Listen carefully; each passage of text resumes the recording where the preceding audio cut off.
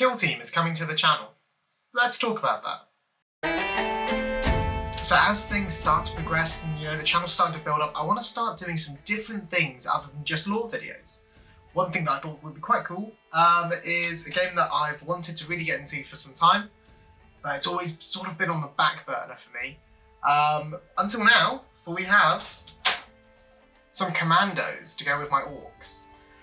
So these little guys, I've been told by some helpful people at Element Games Sheffield that these guys, this one box should be enough. We've also got some Eldar Corsairs. These guys, you can't build everything out of the same box, but luckily these are for Mrs. Starky, and they already have a Eldar Corsair team. This is just going to be for building sort of the missing pieces to make it into a really coherent kill team. So these are the two teams that we'll see on the channel straight away, and soon we should be able to see I've got some friends who are going to be playing some Necrons, some Deathwatch, and hopefully some extra fun stuff that I won't quite spoil just yet. But today, we're going to be building and painting up that Orc Kommandos team and seeing just how cool all these new sculpts are. I say new, but they're new to me. So to begin with, I thought, let's get these guys out of the box, let's get them all built up.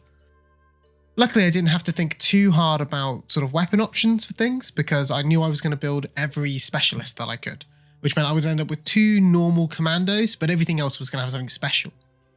The issue, it turns out, didn't come from decision paralysis, but instead came from the fact that I couldn't actually find any pieces on these sprues. So I gave up on trying to film the actual building of them. It took me far much longer than it should have done for someone who's been building models as long as I have. But beyond that embarrassing moment, we have got the kill team all built up. We've got our Commando Knob, our Burner Boy, our Dacker Boy, our Comms Boy, our Breacher Boy, our Rocket Boy, our Sniper Boy, our Slasher Boy, those 2 just normal Commando Boys, and of course the Distraction Grot, and my favourite, the Bomb Squig. All the models assembled, all that's left is to base them up. So with these guys, I primed them using Citadel's Chaos Black, and after that, the first step was to go through with Vallejo's Game Colour Black, and just make sure I had a nice solid coat of the actual colour I wanted. For painting up these guys, we're going to be using a method called Slap Chop, which is basically sort of like underlighting and under-highlighting the entire model before you then chuck things like contrast, or in this case, we're going to be using a lot of Vallejo's Express colours. Basically, the idea is you spend a fair bit of time beforehand building up all your highlights, so that then when you stick your contrast on, you've got lighter areas and darker areas, sort of where you want them. Gives you a bit more control over quite a messy technique otherwise. I also find the technique gives them a bit more of a gritty, sort of grimdark look, which is kind of something I was going for with these guys. Whilst orcs can be quite fun and friendly and bubbly, at least from a modelling point of view, at their core, at their lore, they are these horrible, hulking brutes. And so whilst I want to have a bit of fun with them, I still want them to look, a little bit grisly, a little bit grimdark. But as these guys are not only a kill team for me, they're probably going to end up as part of my larger orc army. I didn't want to spend too much time on them and have them sort of stand out from the rest of the orc force. I want them to look special, but I don't want them to look like someone else's models in my army. So whilst I'm base coating these guys, I thought I'd explain sort of the plan for the kill team on the channel. So basically we're going to be doing some more narratively focused games. Playing through some normal missions, as well as probably some Into the Dark missions. We've got the train for it, so we might as well use it. It's going to be mostly just me and a few friends sort of playing against each other. I'll probably throw in a couple of other kill teams. We'll probably rotate some around. So there'll be a fair bit of variability within it, but it's going to have more of a narrative sort of campaign focus. We want to tell a story as we play, rather than just who can beat each other up the hardest. I do have a Blood Angels kill team, just a normal tactical marine kill team, sort of tucked away, which I might have to dig out and finish painting up. As well as I'm sure with all the Tyranids that I'm painting up at the moment as well, I can probably imagine some of those creeping their way across to kill team as well. But we'll have to wait and see what the other guys come up with as well. So with the blacks all done, the next step is to take sort of a mid-tone grey and completely dry brush the entire model. You can leave some of the areas underneath as black, but for this step I tend to go quite heavy with the grey. I find that if I leave areas too black, then the contrast paint or the express paint doesn't really pick up that well colour-wise, and you end up with just sort of a black area that's been slightly tinted red or green. There is a second step to this, which we're going to go through in a minute, with a lighter white, and that's why I tend to be a bit more particular about where I end up with the paint. But for this grey tone, I tend to just go all over with it, go a bit nuts.